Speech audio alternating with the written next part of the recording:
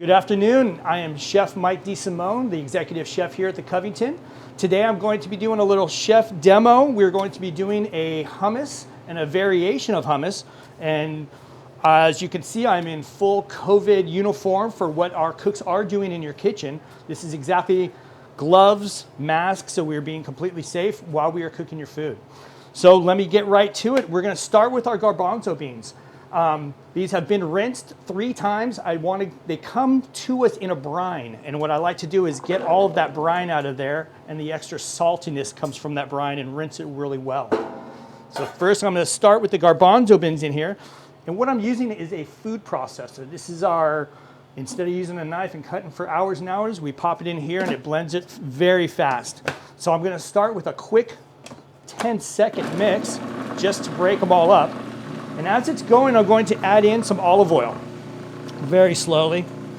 This is bringing in some liquid to it. And at this point, I'm going to stop it, pop my lid off of there, and scrape down my sides. Because you can see it's quite sticking to the sides as I first brought in my liquids. So I just do a little quick scrape down, and then back with my Cuisinart, back at it. Now from here, I'm going to add my tahini. Now what tahini is a sesame paste, kind of like a sesame peanut butter in other words. So I'm going to stop my blade again. I only like to add liquids while the blade is running. If I'm going to add something a little more solid, I like my blades to be off. And I'm going to slide that right in there, scrape it off on the side. Now this is pretty thick. And at this point, I'm going to add my lemon juice to it. Now, I don't like using natural lemon juice from the store. When you have a lemon, it's very easy. Now, first of all, I'm going to rub it and break up all the little segments that are inside of the lemon. This is going to make it a lot easier for that juice to come out. I've seen people put it in the microwave for 30 seconds. This does the exact same thing. You're just breaking it up. Take my knife here.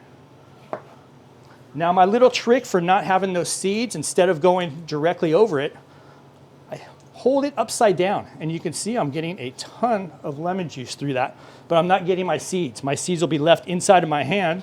You can see right there. So I'm going to do 1 whole lemon. Add my lid back onto my food processor, and we're going to let that go a little longer.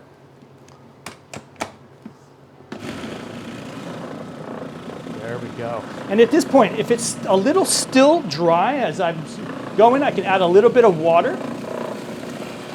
And this will bring my texture up. Now my little trick, what I like to do. Now, in my past, I've worked for a Syrian gentleman, and his thing was hummus. That's all he would like to do. So what he does is adds a little harissa. Now what harissa is a Moroccan red pepper paste. And it's a little, I'm only adding about a teaspoon in there because it is give a little kick, and then a little bit of a smoked paprika. Now it's going to give my hummus a little bit of color, but it's also going to give it a little smoky flavor in there too. I'm going to go right back on here with this. And now, as it's blended, I'm going to do one more little scrape down. And what I like to do in this way, it gets everything incorporated from the sides of my Cuisinart down in there. And then also at this point, I'm going to take a little tester. Now that's a big thing for me is as you're cooking is always making sure that you're testing as you cook. Beautiful. Now for me, I'm going to add a little bit of salt for that. Now you can see I have my kosher salt and my salt already, or my pepper already out here for me. We like to use kosher salt. The reasoning there is I can see exactly how much salt's going in there and I can feel it, which makes it a lot easier. And also those table salts have a little bit of iodine in them to keep it from caking up, but you can also have that, could mess with the flavors, so we try to keep that out of there. Beautiful. At this point, I am ready to go, and I will show you my product right there. And now what I am going to do is slide some out here. Now this is a great snack. Now at this point, this is the fun part of being able to make hummus at home is I can drop it right back on here. I've only taken half of my hummus out. Now I'm going to add some pesto, which is pine nuts, basil, garlic. And this is the best way to make 2 flavors at once. Now this is going to bring in the green of my pesto, the flavor, and it just gives it another dimension, which we could also do with sun-dried tomatoes, roasted squash. There's so many different variations to do with this. And I will take this one out. You can see the flecks of the pesto in there. I could have gotten it really green, but I just wanted to get some flavoring in there.